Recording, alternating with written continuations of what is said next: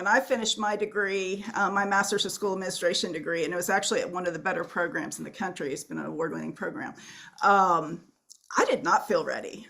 And so when I got out of grad school, I was like, if I'm going to be doing this work, I have to make sure that it's going to be work that makes people day one ready.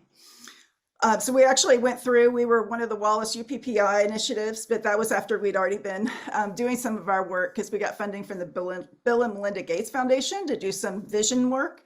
And so some of the things that we really zoned in on, it was, what are those high leverage, just like Linda was saying, what are those high leverage activities that we can have our fellows engage in? And notice I said activities, not just sitting and getting, so that they can be really well prepared. And I think some of the hallmarks of our program is really about like what Delia said about reflection, getting in the hearts and minds of the students. We have our students do a day in the life where they follow developmentally from pre-K feeder schools all the way elementary, middle school, high school, and then to adults, incarceration centers, et cetera. So they can really understand what developmental psychology looks like, what developmental children's development is across the age spectrum. And I think that really helps them to pay more attention to student voice, pay more attention to what is it like to be in your building and or in their school building. And I think that has really helped them to be the kinds of leaders where, you know, throughout an outcome, 90% of our graduates meet or exceed expectations as far as on student achievement versus 75% of school leaders statewide.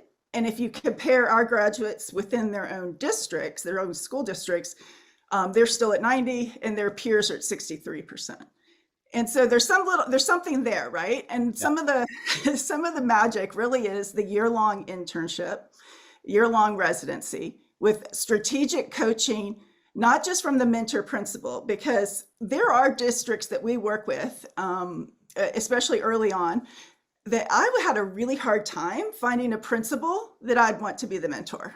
And you should have seen my spreadsheets. I had these spreadsheets of their student scores and reputational things, and have they gone through coaching training? And I'd highlight them in colors. And unfortunately, some of the districts, they were all red, meaning no way would I put one of our fellows with that. And so we implemented a very strong coaching model where our fellows are given an executive coach who follows them for their entire internship year, but they also have a cohort coach who is tracking them and their performance from day one in our program till 2 years post-degree. And so the importance of that is that you have continuity of somebody who has watched their development over time. We jokingly say it's our good housekeeping warranty. That, you know, if there's something that you don't know or something new that came up, we are going to provide a training on that for free, professional development usually in the summers, usually in August, for all of our grads and anybody else who wants to come, because that's part of being a land-grant institution, is we're supposed to be providing service to the state. So I think there are a lot of different things, but the real levers are in the details. Some of the things that we're not seeing, unfortunately, in some other graduates, not ours, but other graduates, because we're being asked to come in and retrofit some folks, is also just dispositional. Do you really love people? I mean, if you don't love people, you shouldn't be in this work. And if you don't love working with adults, you shouldn't be in leadership. And there are things like that, but also just like having a graciousness of understanding that everybody has a story.